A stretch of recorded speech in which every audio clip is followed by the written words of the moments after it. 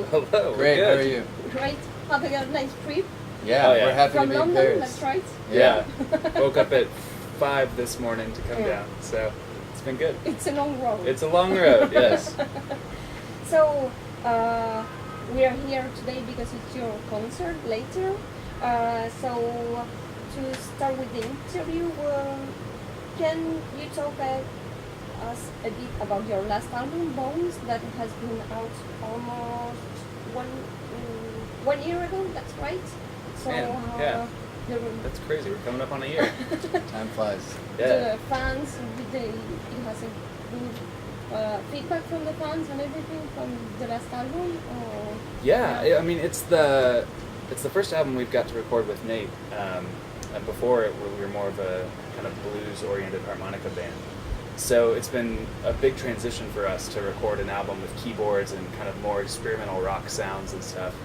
And we were really nervous doing it. You know, we were recording this album, and we weren't sure if our blues fans were gonna like it, and but we still managed to hang on to enough of that blues sound to take them with us. And I've been really happy with the response.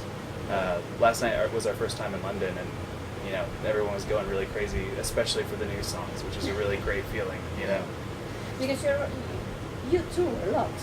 Yes. I have seen you have done more than 200 shows in Spain, Sweden, France, Germany, and Switzerland. Oh yeah. And for the last 8 years, an average of 200 concerts in the US. That's huge. It's a lot. When do you rest? Well, maybe someday. In the van usually. Yeah. Like I slept in the seat for about 4 hours, so that's when rest comes when we travel. Because it must be, it's the same. You have been, the band has been created in 2007, if I'm right. Mhm. This is your second studio album. You have 2 EPs also. Correct. Yeah. So you tour a lot. So maybe that explains just 2 studio albums Yeah, in definitely. almost 7 years. Yeah, it takes a long time to be able to get enough time off the road to write music, because it's so hard to write when you're touring every day and you don't know what your schedule is, and it's always crazy. So it takes a couple months at home to be able to sit down and write a record. But we're getting better at it. We're already on our new one and working it out. So Okay. So so your music, I read that you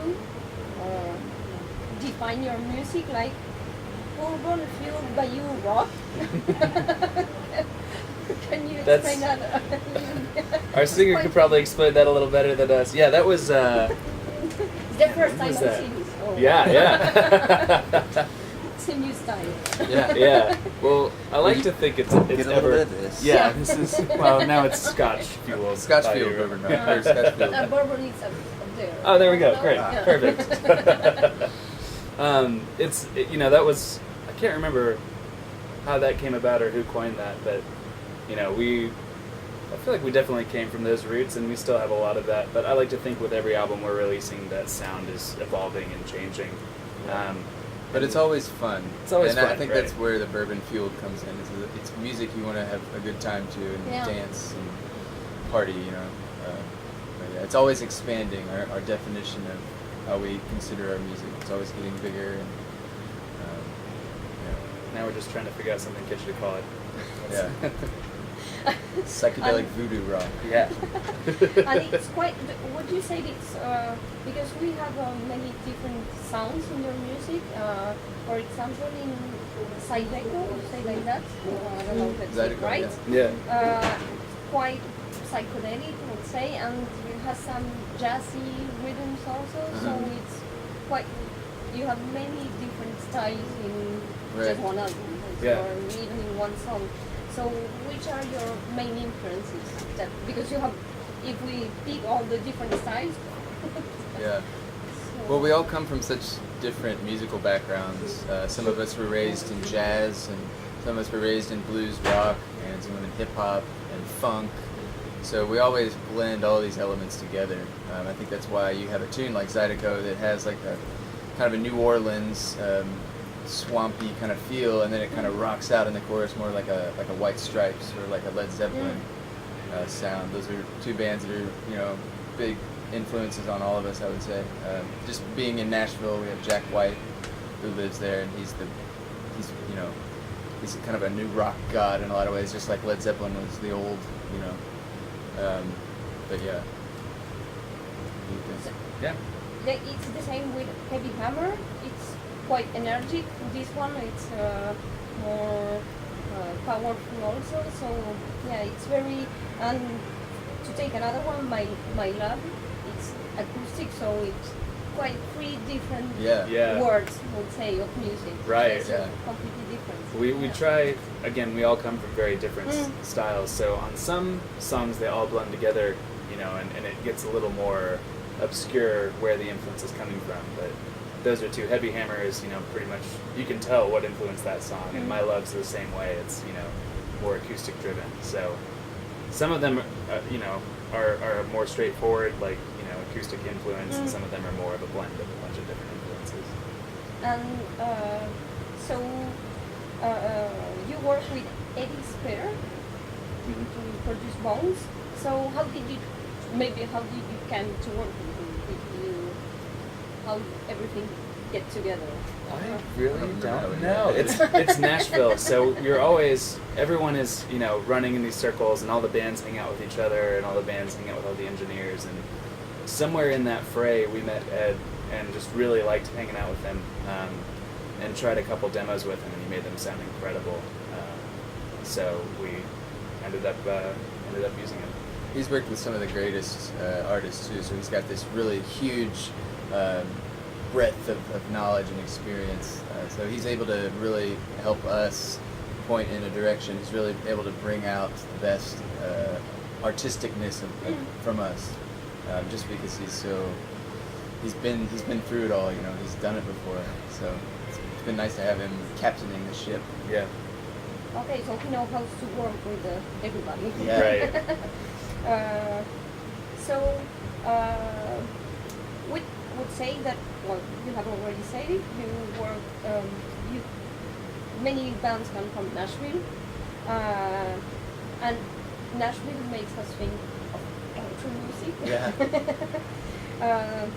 Do you think that you also have this influence in your music, country music? Yeah. It's so funny because we've had people tell us that we have country influence, but I don't think any of us really listen to country. Yeah, I think when you're born and raised around Tennessee and Kentucky, where I'm from, it's whether or not you know it or not, there is some country going in your blood. You know, like we all know the words to some of these songs that we hear in the background, but we don't take mainstream country as like a huge influence, I would say, but it seeps in there eventually.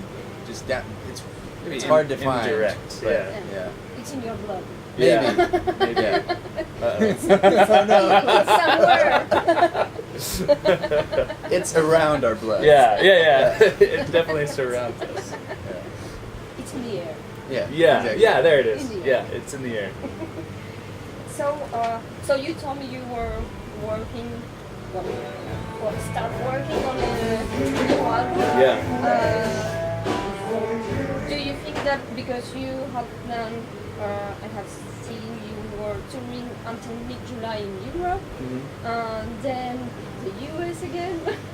So when do you think you will have time, or maybe know when you will be releasing a new album? Is that something that you are already thinking of, or it will come with time? Definitely.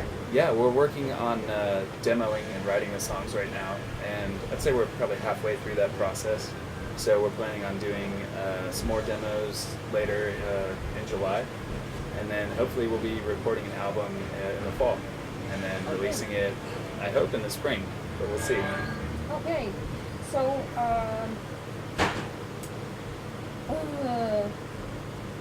I lost my Train of thought. yeah, because we talked before about the way you tour a lot. Is that something you tour a lot in Europe? There are not so many bands that get to more than 200 shows in Europe. So Right. how do you, maybe you can explain the fact that you can actually make so many shows in Europe. Yeah. Because in the US, maybe, I don't know, maybe because you are from there, it's easier. Not maybe that easier because it's much bigger than even the Europe Yeah. altogether. But how do you think it's something, with the fans or something that makes... I think so. I think in America, there are so many bands, especially in Nashville. There's thousands and thousands and thousands of bands. It's so competitive. It's so hard to get your name out there, and so a lot of the audiences they're almost spoiled by how much great talent is out there. So in Europe, when you come over, there's just a smaller pool of touring bands, and the audiences really appreciate music over here. That's what we love about coming over to play in Europe, is just true diehard music fans. So do you have the same kind of venues and the same in Europe than in the US, or? It really varies from city to city on both continents. Sometimes we play big venues in the U.S. and there will be 500 people there, and sometimes we play little bitty ones and there will be 30 people there. And the same is true in Europe. So I feel like overall we maybe have better crowds than bigger venues over here. But it really is, it's so funny. It's so different from city to city, depending on how much time we spend there and how much our music relates to those people. We have the soundtrack too. And just for the last question, do you plan to go somewhere else to conquer the world with your music? Japan, I don't know, or have you already been there? Maybe to Asia? Not Yeah, yet. we would love to go to anywhere in Asia. Australia, I don't Australia know. would be great. Those are way up on the list of places we want to travel. We're trying to get there. We just need someone to want us to come over there. Yes, we will conquer the world. Yep. Okay, thank you very much for your time. Thank you. For your kindness. you. Thank Thank you, you. and good luck with your concert tonight. Thank you very Thank much. you. Hi, we're the Delta Saints, and you're watching United Rock Nations.